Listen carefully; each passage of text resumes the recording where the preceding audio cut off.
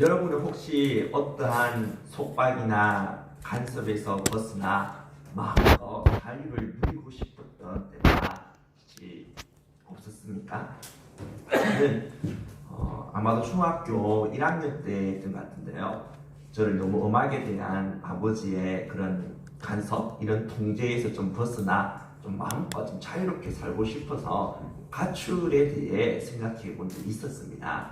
이때 마침 학교에 있는 제 짝지도 저와 같은 생각을 하고 있어서 전국 지도를 펼쳐놓고는 가출 경로를 아주 디테일하게 그렇게 짜면서 나름대로 같이 계획을 세웠었죠.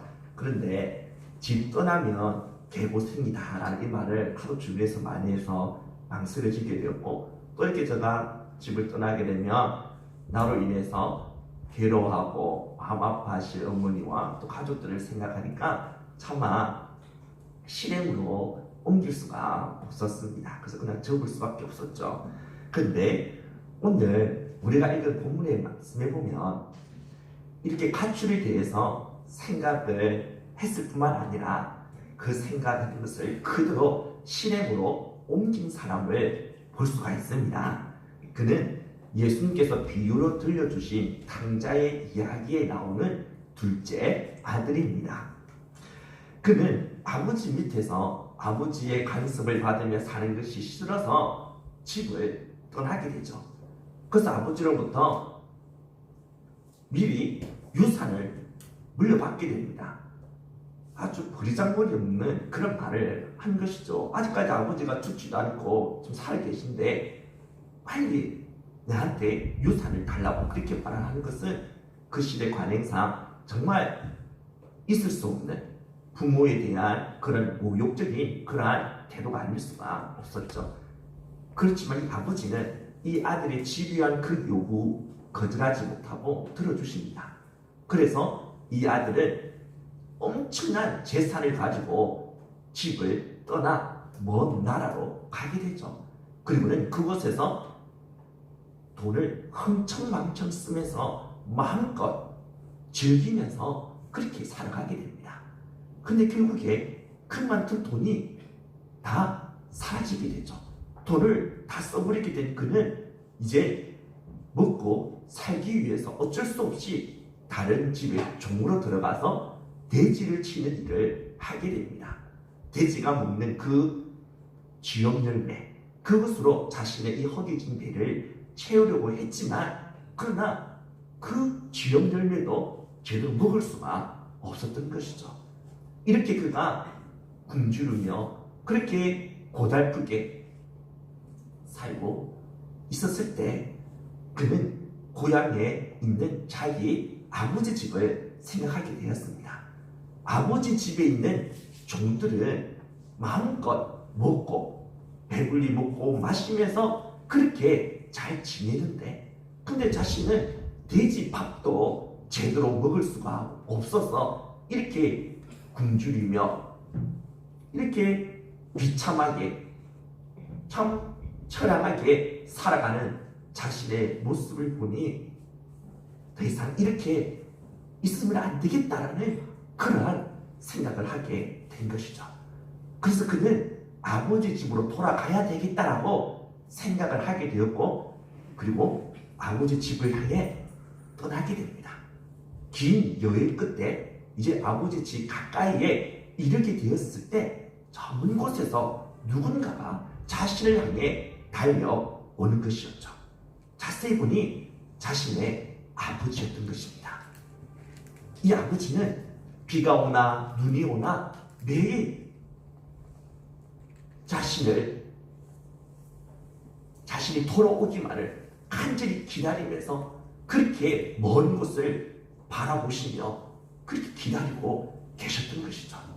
그런데 이렇게 집을 떠난 아들이 돌아오는 것을 보게 되자 이 아버지는 가만히 있을 수가 없어서 그 아들 향해 먼저 달려가게 된 것입니다. 그리고는 이 아버지가 더럽고 냄새나는 추한 꼴을 하고 있는 이 아들을 두 팔을 벌려 꼭 껴안아주고는 잘왔다 하면서 그의 등을 도닥거려주는 것이었습니다.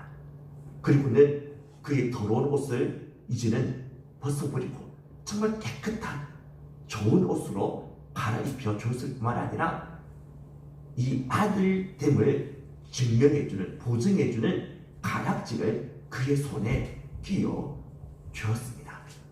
또한 송아지까지, 살찐 송아지까지 잡아서 이 아들이 돌아온 것을 축하하면서 잔치를 배설하게 되었던 것이죠. 이것이 바로 예수님이 비유를 들어 말씀하신 탕자의 이야기입니다.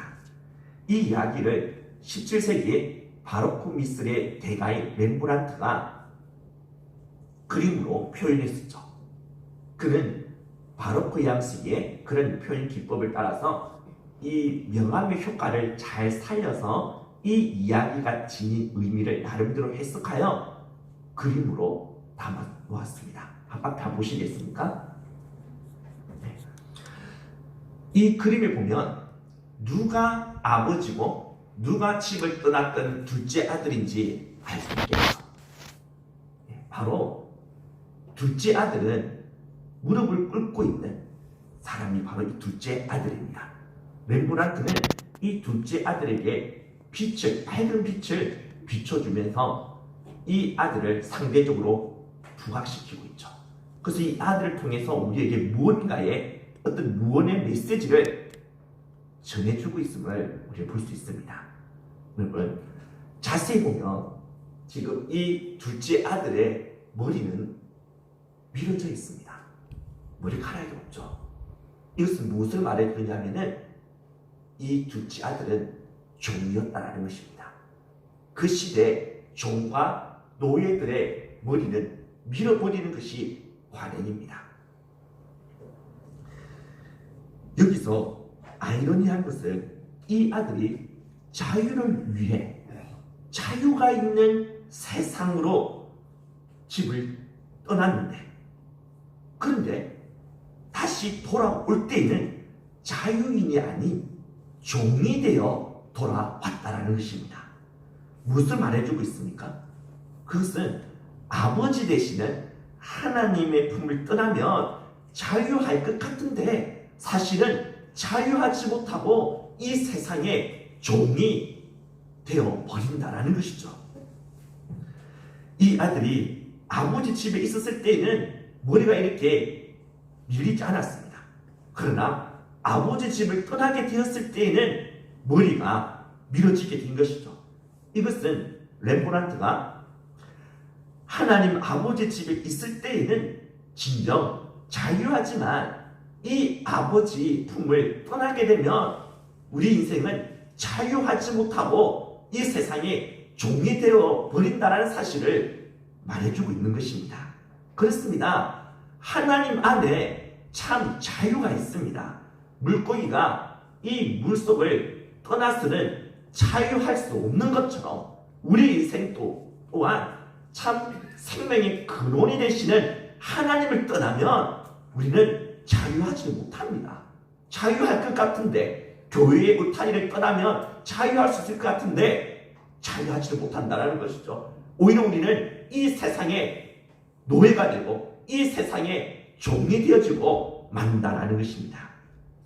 이제 시선을 아래쪽으로 옮겨서 둘째 아들의 발을 보도록 합시다. 잘 안 보일 것 같은데 이 부위만 확대해 보면 이렇죠. 자세히 보면 지금 이 아들의 이 왼발은 신이 벗겨진 채 상처 투성임을 알 수가 있습니다. 그리고 오른발은 비록 신을 신고 있지만 그 신은 다 헤어지고 뜯겨져 나가 있음을 볼 수가 있죠. 이는 그가 얼마나 가난하고 고단한 삶을 살았는지를 우리에게 보여주고 있습니다. 이것은 모든 것을 잃어버린 자의 모습이기도 합니다. 그는 집을 나갈 때 더 이상 가질 수 없을 정도로 엄청나게 많은 그러한 재산을 가지고 나갔습니다. 그런데 집으로 돌아올 때에는 완전히 거지가 되어서 아무것도 가진 것이 없는 빈털털이 거지가 되어 돌아왔다라는 것이죠. 이것은 우리에게 무엇을 말해주고 있습니까? 이 세상은 우리에게 풍족함과 부유함을 안겨다 주는 것처럼 선전하고 있지만 실상 우리를 가난하고 빈곤하게 만든다는 사실을 보여주고 있습니다. 이 세상이 우리에게 주는 물질 그 부유함은요 오래 가지를 못합니다. 사상 누구와 같이 곧 무너지고 사라져 버립니다. 그리고 또한 우리가 이 땅에서 만약에 하나님을 떠나서 살게 되어진다면 하나님을 떠난 인생들이 이 땅에서 아무리 많은 것을 가진다 하더라도 또 이 세상에서 대단한 업적을 남기고 남들은 이 세상에서 성공했다 할지라도 하나님을 떠난 그 인생은 반드시 이와 같이 하나님 앞에 서게 되어질 것인데 그때 그 모습은 어떠한가? 빈털터리하는 것입니다. 거지라는 것이죠. 아무것도 가진 것이 없는 빈털터리 초라한 모습으로 하나님 앞에 최후에 설 수밖에 없다는 것입니다. 우리 인생은 언젠가는 죽게 되지 않습니까? 근데 하나님 없이 살았던 인생들은 이 땅에서 아무리 많은 것을 가지고 있고 아무리 대단한 업적을 남겼다 할지라도 결국에는 이와 같은 빈털터리 초라한 거지의 모습으로 하나님 앞에 서게 되어진다는 것입니다. 또한 이 땅에서도 세상이 주는 그런 물질의 부유함 이것은요 결코 우리들의 정신과 영혼의 부유함으로 이어지지를 못합니다. 그래서 가진 것이 있어도 만족함이 없습니다. 손에 많은 것을 쥐고 있어도 왠지 허전하고 공허합니다. 물질은 쌓여져 가는데 영혼은 메말라가고 피폐해져 갑니다. 우리를 진정 부유하게 하고 풍요롭게 해줄 수 있는 것은 이 세상의 어떤 물질이 아니라는 것이죠. 이 세상은 결코 우리들의 삶을 진정 풍요롭게 부유롭게 할 수가 없습니다. 오직 여호와 하나님 그분만이 우리의 삶의 진정한 만족, 진정한 삶의 부유함과 풍요로움을 안겨다 줄 수가 있다는 것이죠. 우리가 아버지 되시는 하나님의 품을 떠나 세상으로 돌아가고 싶은 욕망이 생길 때마다 이 사실을 꼭 기억하십시오. 하나님 아버지 품 안에서만 진정 참된 자유함이 있고 참된 생명의 부유함이 있다는 사실을 말입니다. 서로 우리가 세상의 거짓된 환경에 속아 탕자의 길을 걷게 되었다 하더라도 우리는 돌아갈 수 있는 아버지의 품이 있다는 사실 또한 우리는 기억해야 합니다. 렘브란트는 아버지에게도 밝은 빛을 비춰서 우리로 하여금 아버지의 모습에도 주목하도록 만들고 있습니다. 아버지의 얼굴을 한번 자세히 보십시오. 특히 눈을 보면 이 아버지의 이 초점이 눈에 초점이 없음을 볼 수가 있습니다. 매일같이 아들이 돌아올 그 길을 뚫어지게 쳐다보느라 그만 눈이 짓물러 멀게 된 것입니다. 렘브란트는 이런 아버지의 눈을 통해서 인생이 죽게 돌아오기만을 간절히 애타게 기다리시는 하나님의 그 애절한 사랑을 표현해주고 있는 것이죠. 그리고 아버지의 손을 한번 주목해 봅시다. 아버지의 손을 여러분 주목해 보면 뭔가 이상한 점을 발견할 수가 있죠. 어떤 이상한 점을 보게 됩니까? 예. 왼쪽 손은 그렇죠. 좀 투박한 남자 손이고 오른쪽 손은 부드러운 여자 손이죠. 안 그렇습니까? 이러한 손을 통해 하나님은 아버지의 강함과 어머니의 부드러움을 동시에 지니고 있는 분이심을 보여주고 있는 것입니다. 오른손으로는 그의 등을 토닥토닥 두드리면서 정말 잘 왔다라고 그에게 속삭이면서 그를 안아주시는 어머니의 그 따스함을 느낄 수 있게 해준다면 왼쪽 손은 이제 나의 이 강한 손으로 내가 너를 붙들어주며 내가 너와 끝까지 함께 하겠다라는 이 아버지의 그 강하심, 그 아버지의 강인하고 믿음직한 그 손길을 느낄 수 있게 해준다는 것이죠. 이분이 바로 우리 하나님 아버지십니다. 아버지로서 무섭고 강한 그런 면만 지니고 있는 게 아니라 어머니처럼 이러한 섬세함 그리고 따스함을 지니고 계신 분이 우리 하나님 아버지시라는 것이죠. 여러분은 성경에 나오는 이 탕자의 이야기가 불교의 경전에도 나온다는 사실 아십니까? 불교의 대표적인 경전인 법화경의 신의 품에 보면은 이와 비슷한 내용의 이야기가 나옵니다. 한 아들이 어렸을 때 이 아버지의 그러한 재산을 가지고 세상에 나가 온갖 쾌락을 누리면서 흥청망청 돈을 쓰다 결국에는 거지가 됩니다. 거지가 되어 다시 아버지께로 돌아오게 되죠. 여기까지는 성경에 나오는 이 탕자의 이야기와 다를 바가 없습니다. 그런데 그 다음에 보면 기독교와 불교의 확연한 차이점을 볼 수 있게 해줍니다.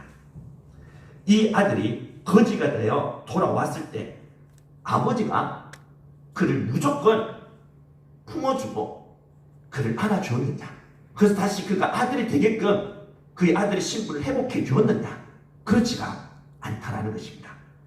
아버지는 아들에게 이렇게 말을 합니다.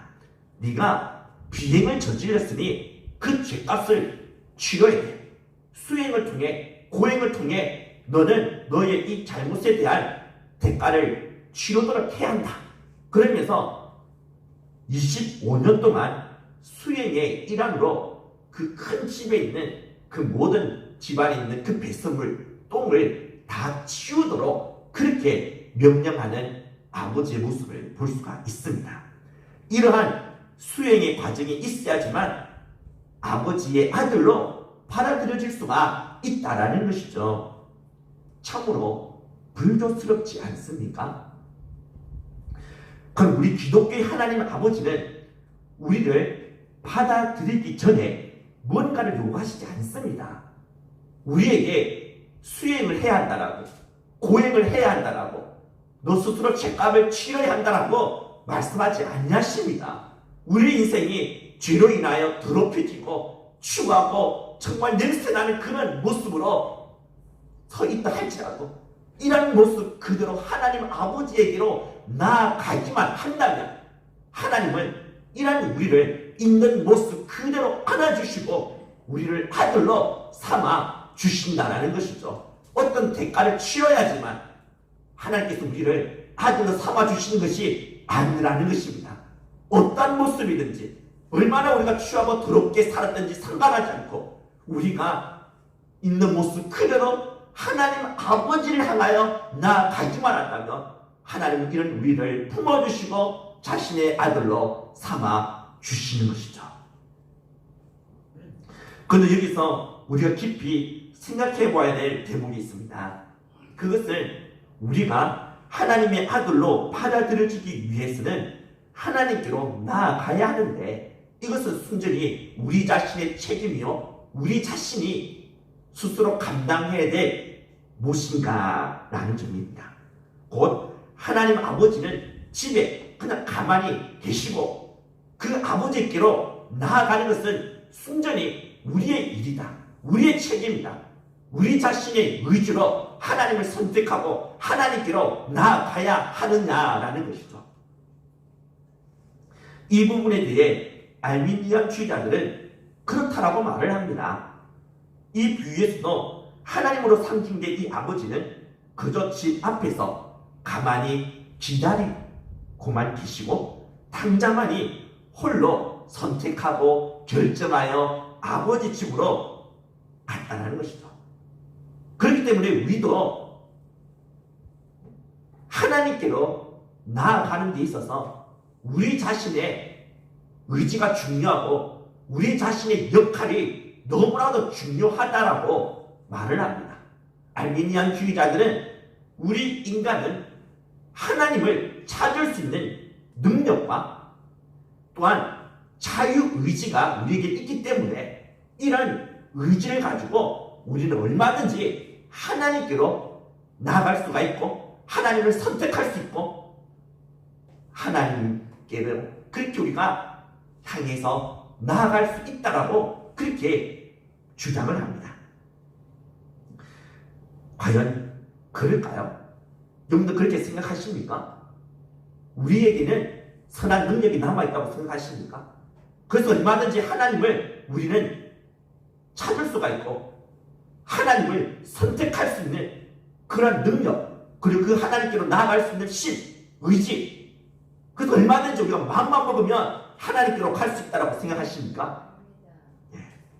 오늘 우리가 읽은 이 본문의 말씀을 문맥을 고려해서 살펴보면 그렇지가 않다는 사실을 알 수가 있습니다. 누가복음 15장에는요, 세 개의 비유가 연이어서 기록되어져 있죠. 세 개의 비유, 뭡니까? 처음에는 잃은 양의 비유. 잘 아시죠? 100마리의 양 중에서 99마리의 양을 놔주고 한 마리의 잃어버린 양을 찾아 나선 그 주인의 그런 이야기. 잃은 양의 비유, 그 다음에 어떤 비유가 나옵니까? 잃어버린 드라크마의 비유. 그리고 세 번째가 잃어버린 아들, 탕자의 비유가 나옵니다. 여러분, 이 세 개의 비유는 공통적으로 단 하나의 주제를 다루고 있습니다. 다 같은 내용을 말하고 있다는 것이죠.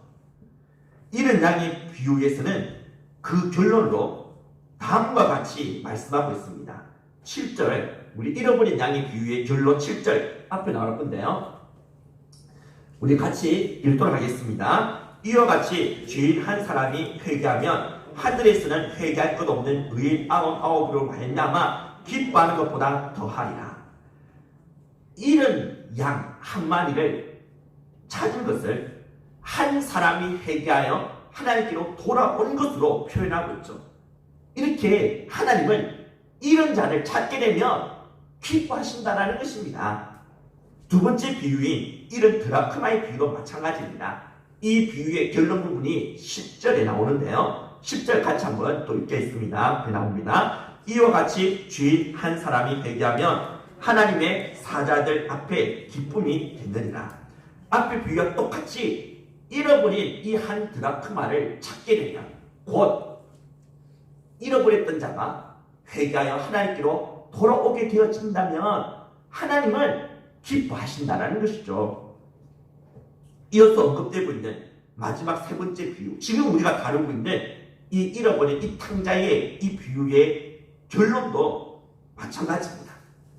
이 비유의 결론을 비유에 등장하는 이 아버지가 직접 그의 입술을 통해 말씀해주고 있죠. 32절에 나옵니다. 32절 같이 읽도록 하겠습니다. 내가 잃었다가 얻었기로 우리가 즐거워하고 기뻐하는 것이 마땅하다.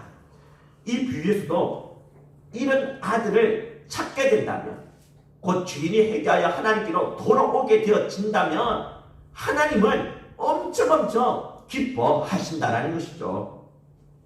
이 세 비유는 모두 동일한 하나의 주제를 말하고 있습니다. 그런데 여기서 우리가 주목할 것은 잃어버린 것을 찾게 되는데 어떻게 찾게 되느냐라는 것이죠. 앞에 이 두 비유에서 잃은 양, 첫 번째 비유, 잃은 양이 주인 목자를 찾은 것입니까? 아니면 주인이 잃은 양을 찾은 것입니까? 예, 주인이 잃은 양을 찾은 것이죠. 잃어버린 양은 스스로 힘으로 목자 찾아갈 수 없습니다. 그리고 두 번째 비유, 잃은 드라크마의 비유에서 잃어버린 드라크마가 주인을 찾은 것입니까? 아니면 주인이 잃어버린 드라크마를 찾은 것입니까? 그렇죠. 주인이 잃어버린 드라크마를 찾은 것이죠. 자, 그렇다면 세 번째 비유에 등장하는 잃어버린 아들이 주인 아버지를 찾은 것입니까? 아니면 아버지가 잃어버린 아들을 찾은 것입니까? 헷갈리죠? 우리가 비유를 보면은, 이 말씀을 보면은 아들이 분명히 아버지를 찾아 나선 것으로 보이지 않습니까? 예. 그런데 우리가 알아야 될 것은 뭐냐면요, 이 앞에 이 문맥을 따라서 우리가 해석한다면 아버지가, 주인에 해당되는 이 아버지가 이런 아들을 찾았다라고 말할 수 있어야 합니다. 이런 양이, 이런 드라크마가 스스로 그들의 주인에게로 나아갈 수 없었다면 이런 아들도 스스로 자신의 힘으로는 아버지께로 나아갈 수 없다라고 봐야 한다는 것이죠. 왜냐하면 이런 아들은 죄와 허물로 죽은 자를 말해주기 때문입니다. 생명의 근원 되시는 하나님을 떠난 자는 에베소서 2장에 말씀하고 있는 것처럼 허물과 죄로 이미 죽은 자들입니다. 영적으로 죽은 자들은요, 스스로 하나님을 찾을 수가 없습니다. 영혼이 죽어 있는데 어떻게 하나님을 생각할 수가 있으며 하나님께 반응할 수가 있으며 하나님을 필요로 하겠습니까? 영적으로 죽은 자들은 하나님을 선택 못합니다. 그리고 하나님께 나가지도 못합니다. 하나님을 찾을 수가 없다는 것이죠. 그래서 로마서 3장 10절과 11절에서 기록된 바 의인은 없나니 하나도 없으며 깨닫는 자도 없으며 하나님을 찾는 자도 없다라고 말씀하고 있지 않습니까? 타락한 인생, 스스로 하나님을 찾을 수 없다는 것이죠. 이 땅에 그 어떤 사람도 하나님을 찾지를 않는다는 것입니다. 아니, 찾을 수가 없다는 것이죠.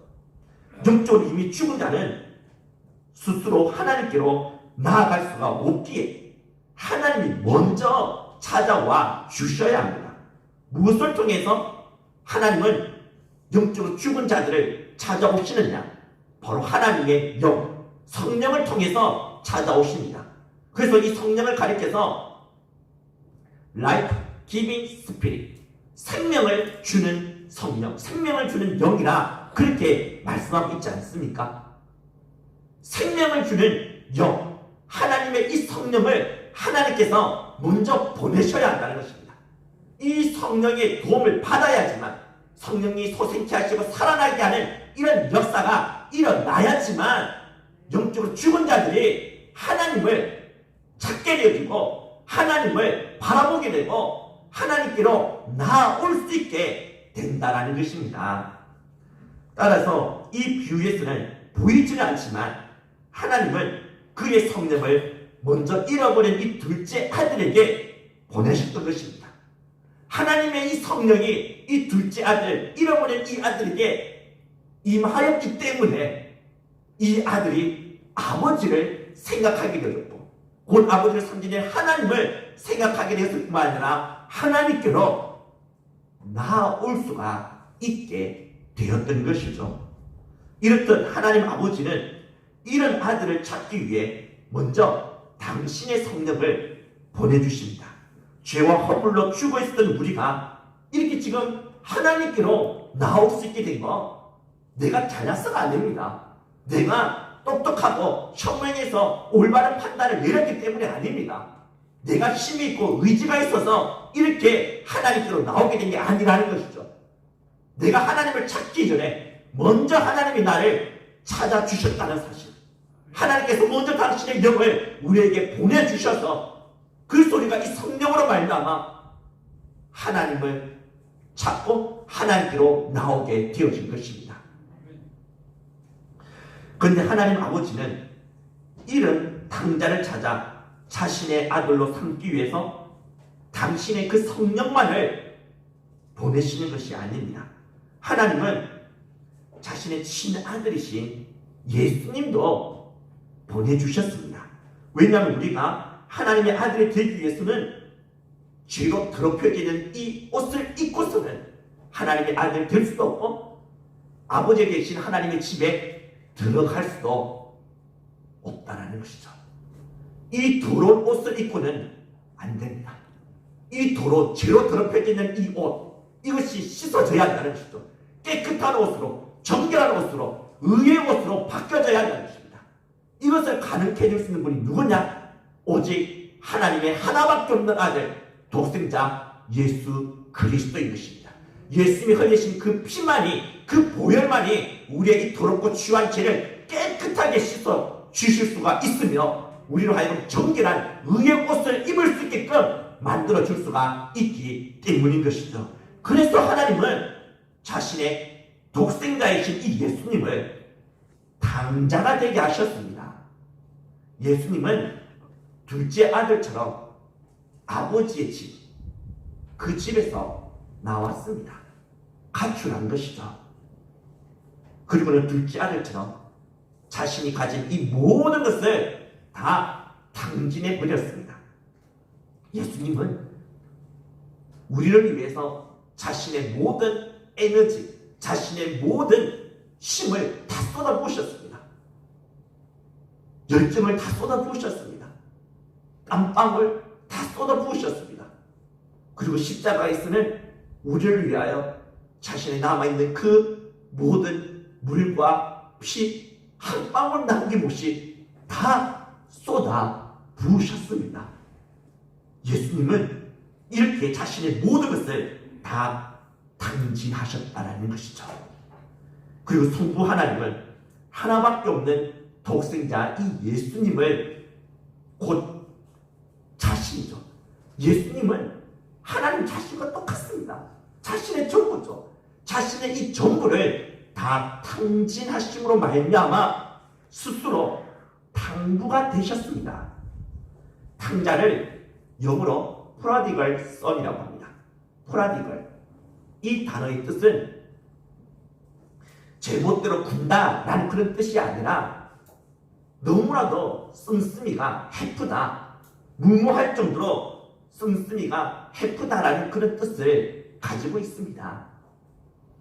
하나님은 무모할 정도로가 아니라 그 이상으로 씀씀이가 해프셨습니다. 우리를 향한 사랑의 씀씀이가 너무나 해프셨습니다. 우리를 향한 연민과 긍휼이 너무나도 씀씀이가 해프셨습니다. 그래서 자신의 전부이신 예수님을 내어 놓으셨던 것이죠. 이런 측면에서 하나님은 프로디걸 파더, 탕부가 되시는 것이며, 그의 아들이신 예수님은 프로디걸 선, 탕자가 되시는 것입니다. 하나님은 예수님을 탕자가 되게 하셔서 예수님이 십자가에서 쏟아부은 그 십자가의 보혈로 더럽혀진 우리의 옷을 깨끗하게 씻어주셨습니다. 그래서 이제 우리는 하얀 의의 옷을 입은 자가 되어졌다는 것이죠. 지금 우리가 입고 있는 이 옷은 더러운 옷이 아닙니다. 예수님의 보혈로 덮여져 있는 정결한 의의 옷이라는 것이죠. 이 옷을 입고 있기 때문에 우리는 깨끗한 자만이, 정결한 자만이, 의로운 자만이 들어갈 수 있는 하나님의 집, 하나님의 나라에 들어갈 수가 있으며, 하나님의 아들로, 하나님의 딸의 신분으로 영원토록 살아갈 수가 있게 된 것입니다. 우리가 이런 놀라운 주님의 은혜를 입었다면 이제 이 은혜를 진정 우리가 고마워하며 주님을 진정 사랑해야 되지 않겠습니까? 그리고 주님을 사랑하는 마음이 있다면 이제 내가 사랑하는 이 주님의 이 기쁨을 구해야 되지 않겠습니까?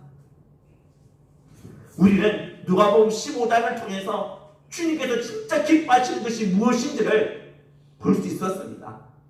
이런 양의 비유, 이런 드라크마의 비유, 이런 아들의 이 비유를 통해서 진짜 주님이 기뻐하시는 것이 무엇이냐? 그것은 바로 잃어버린 자를 찾는 것이죠. 잃어버린 영혼을 주님께서 찾아내는 것, 이것이 진정 주님의 가장 최고의 큰 기쁨이 되는 것입니다. 먼저 우리가 주님의 이 기쁨을 위한다면, 우리가 사랑하는 주님을 진정 우리가 기쁘시게 하기를 원한다면 이제 잃어버린 탕자가 주님께 돌아오도록 해야 합니다. 여기에는 이 잃어버린 탕자 가운데에는 나 자신이 포함되어집니다. 이미 우리는 예수님을 믿음으로 말미암아 하나님 아버지 품으로 들어갔습니다. 그렇지만 우리는 어떻습니까? 이 세상이 여전히 좋아 보이고 이 세상의 부유함, 이 세상의 화려함을 쫓아서 하나님을 등지고 이 세상의 향락과 쾌락, 이 세상의 즐거움 이것을 쫓아 죄와 어울리며 죄와 짝하며 살아가고 있지는 않습니까? 하나님을 떠난 탕자의 모습으로 우리가 이 세상에서 살아가고 있지 않느냐라는 것이죠. 따라서 탕자가 주님께로 돌아오는 것, 이걸 하나님이 진짜 기뻐하십니다. 그렇다면 먼저 나 자신이 하나님께로 돌아가야 합니다. 하나님은 내가 지금 어떠한 모습으로 있든지 간에 추하고 더러운 냄새를 풍기는 그러한 모습으로 내가 지금 서 있다 할지라도 이 모습 그대로 하나님 아버지께로 나아가기만 한다면 하나님은 나를 있는 모습 그대로 안아주십니다. 나를 품어주십니다. 다시 나를 아들의 신분으로 회복시켜 주신다는 것이죠. 그렇기 때문에 지금 하나님 아버지께로 돌아갑시다. 지금 나를 기다리고 계시는 손꼽아 내가 돌아오기만을 간절히 기다리시는 하나님 아버지의 품으로 돌아가도록 합시다. 이미 온전히 하나님 품으로 돌아온 성도님이시라면 이제 내 주변에 여전히 탕자로 살아가고 있는 자들을 이제 바라봅시다. 하나님이 그들을 창조하시고 만드신 아버지신데 이 세상의 기쁨과 거짓된 자유를 위해 아버지와의 인연을 끊어버리고 아버지 없이 살아가는 이 세상의 사람들이 바로 이 시대의 탕자인 것입니다. 이제 우리가 그들을 찾아 나서야 합니다. 그들은 자신의 힘으로는 절대로 하나님 아버지께로 돌아올 수가 없습니다. 그들에게는 성령의 절대적인 도움이 필요합니다. 성령님이 그들을 위하여 일하셔야 한다는 것이죠. 근데 성령님은 무엇을 통해 누구를 통해 함께 일하시기를 원하시느냐? 바로 이미 하나님 아버지 품으로 돌아와 있는 저와 여러분들입니다. 하나님은 저와 여러분들 통해 일하시기를 기뻐하십니다.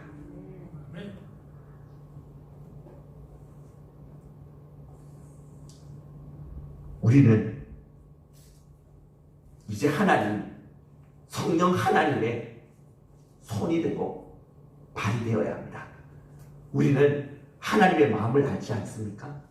잃어버린 자가 지금 하나님 아버지께로 돌아오기를 얼마나 하나님이 간절히 기다리고 계시는지 눈이 멀 정도로 잃어버린 자가 하나님 자신의 품에 돌아오기만을 손꼽아 기다리시는 아버지의 마음을 우리는 알고 있지 않습니까?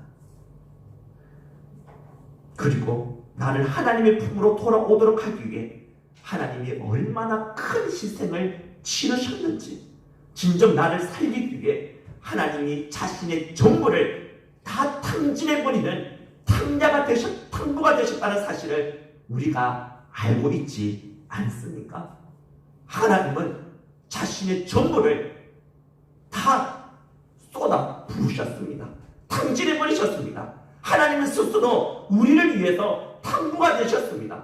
그렇다면 우리가 탕부이신 하나님의 아들이 맞다면 우리도 탕자가 되어야 되지 않겠습니까? 우리의 아버지가 탕부라면 우리도 탕자가 되어져야 되죠. 하나님께서 우리를 위하여 자신의 모든 것 아낌없이 쏟아 부으셨다면 우리도 그렇게 살아야 되지 않겠습니까? 우리도 하나님처럼 씀씀이가 해퍼야 합니다. 잃어버린 자들을 주님께로 인도하기 위해서 우리도 사랑의 씀씀이가 해퍼야 합니다. 우리가 가지고 있는 거 아까워 있으면 안 됩니다. 우리가 가지고 있는 거 인색하게 대하면 안 됩니다. 아낌없이 쏟아 부어야 합니다. 내가 하나님의 아들이라고 말을 하면서 탕부의 아들이라고 말을 하면서 나는 내 손에 쥐고 있는 것 아까워하고 다른 이웃을 위해 잃어버린 자를 위해 쓰는 것에 대하여 인색해하면서 산다면 어찌 우리가 하나님의 아들이라고 탕부의 아들 탕자라고 말할 수가 있겠습니까? 우리가 진정 하나님의 아들이 맞다면, 씀씀이가 헤프신 하나님의 아들이 맞다면 이제 우리도 사랑의 씀씀이가 헤퍼져야 되겠죠. 이제 하나님의 마음을 아는 자로서 잃어버린 자를 간절히 찾으시는, 그 영혼의 주께로 돌아오기를 간절히 기다리시는 하나님 아버지의 마음을 아는 자로서 이제 우리가 하나님의 손이 되고 발이 되어 그들 향해 나가도록 합시다. 그래서 오늘 우리가 오후 예배 시간 마치고 이제 이 이웃들을, 잃어버린 자들에게 나가려고 합니다. 그들에게 하나님의 사랑, 그리스도의 사랑을 작은 선물을 통해서 우리가 전하려고 합니다. 그들을 가슴에 품읍시다. 그들이 돌아와야 하나님이 웃으십니다. 이들이 돌아와야 하나님은 기뻐하십니다. 우리들만 이렇게 모여서 예배하는 거 하나님께서 기뻐하시겠죠. 그러나 잃어버린 자가 돌아올 때, 잃어버린 자가 이 자리에 앉아서 하나님을 예배할 때 그때 그 기쁨과는 비교가 되지 않습니다. 진정 하나님이 최고로 기뻐하시는 그 기쁨을 위해 우리도 당자의 길을 걷도록 합시다. 씀씀이가 헤픈 자로서 주님을 위해, 잃어버린 영혼들을 위해 내가 가진 것을 아낌없이 쏟아부을 수 있는 저와 여러분들이 다 되어지기를 주님의 이름으로 축복합니다.